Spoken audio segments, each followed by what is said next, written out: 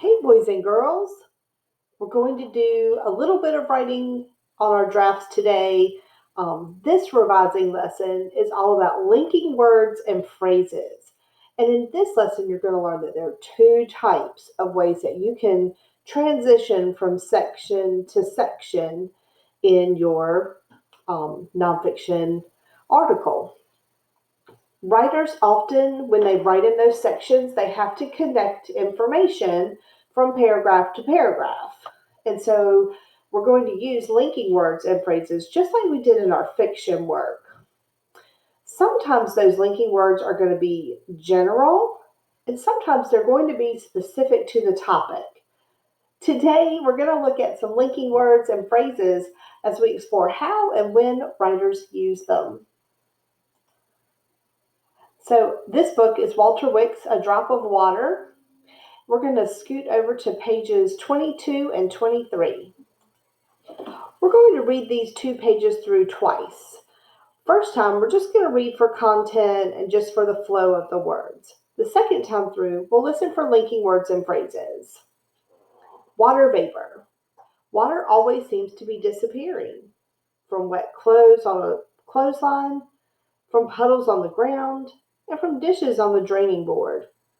We say it has dried up, but where has the water gone? Just as water can be a liquid or a solid, it can also be a gas. The water from wet dishes evaporates. That is, it turns into a gas called water vapor. Molecule by molecule, the water from the drops on the wet dishes drifts invisibly into the air. Heating the water in a kettle speeds evaporation. Heat from the stove makes the water turn to steam, which is extremely hot water vapor. When the steam hits the cooler air, tiny droplets form, and we see a cloud just beyond the kettle spout. Almost immediately, the droplets evaporate and change back into invisible vapor. Then, the water molecules mingle with other molecules that make up the air. All right, so now we've learned a little bit about evaporation. I had a little text-to-text connection with the book that we read earlier this week about the drop of water around the world and how the little girl spilled the milk and how the water evaporated. And we talked a little bit how the illustration showed the evaporation, but really it would have been invisible. So kind of a little connection with that text earlier this week. This time when we read through, I'm going to stop and notice some of the linking words and phrases. And then we'll decide, is it a general linking word and phrase, or is it a specific one? Water always seems to be disappearing. From wet clothes on a line, from puddles on the ground, and from dishes on the draining board. We say it has dried up, but where has the water gone? Just as water can be a liquid or solid, it can also be a gas. The water from the wet dishes evaporates. That is, it turns into a gas called water vapor. So that phrase, that is a general kind of transition.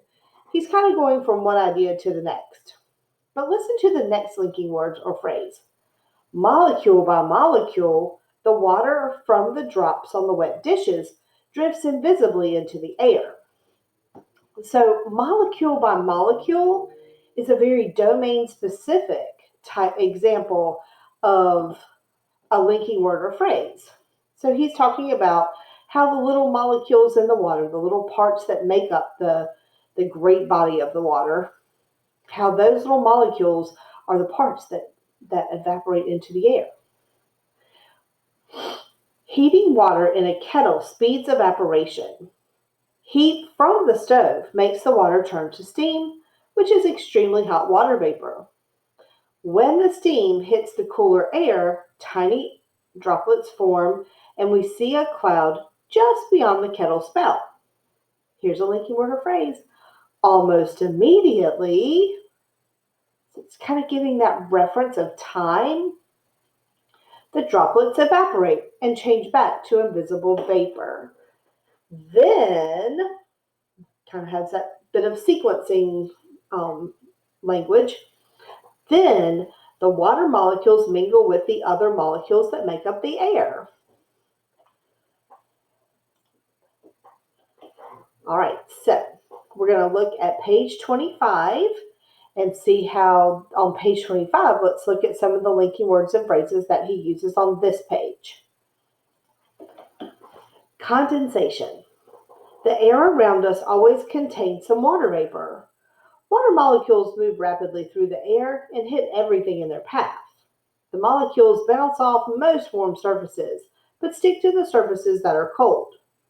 In these photographs, there's our linking phrase. So this is kind of specific to the text because he's saying, hey, look at those pictures up there. My pictures are going to go with my next text. In these photographs, molecules of water vapor stick to the coldest part of the glass. Gradually, so we're linking the time, droplets form on the glass as the molecules accumulate. So he's kind of making sure that you understand that the effect in the photographs doesn't happen immediately. It happens gradually. So as the reader, those are taken over probably a longer period of time. Kind of like when they fast forward through things. Water vapor changes from a gas to a liquid. That is, it condenses.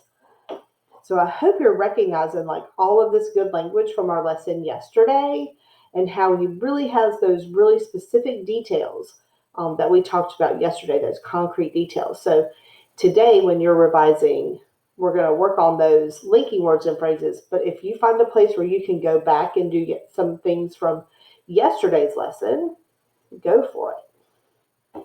All right, I'm going to do page 25. Oops. Let me see if I can move myself over.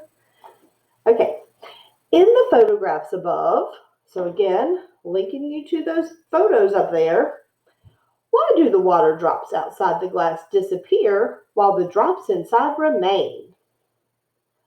Well, outside the glass, so he's referencing position, the water evaporates and spreads throughout the room as water vapor. In time, referencing time, the drops disappear. Inside the glass, water also evaporates, but the vapor is trapped. The air inside the glass becomes humid, which means that the air is full of water vapor. And that vapor condenses back onto the inside of the glass. Oh, I lost my place. The air inside the glass becomes humid, which means that the air is full of water vapor. And that vapor condenses back onto the water drops as quickly as the water molecules can evaporate. Therefore, so that's just a general transition, the drops remain. Remove the glass, that's domain specific. Remove the glass and the vapor expands throughout the room.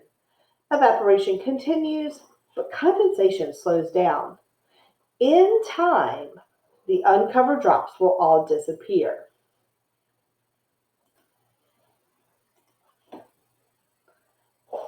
Okay, writers, so in your writing today, when you get out your draft, I want you to think about some places where you might put your linking words, either the common linking words and phrases on the left, or what domain-specific linking words and phrases could you add?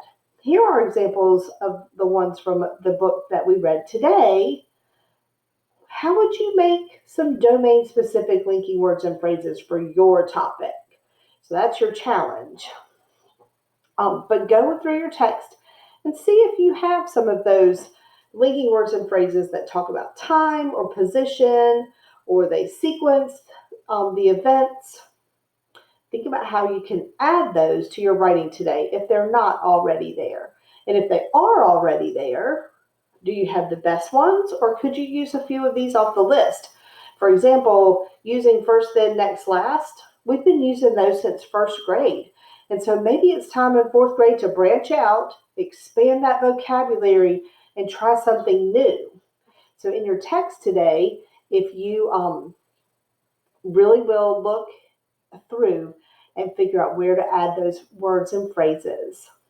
All right, remember the best way to get to your draft is not to go through Google Classroom. So after you watch this video, use your little waffle app up here at the top where it says apps and the little rainbow waffle. Click on that.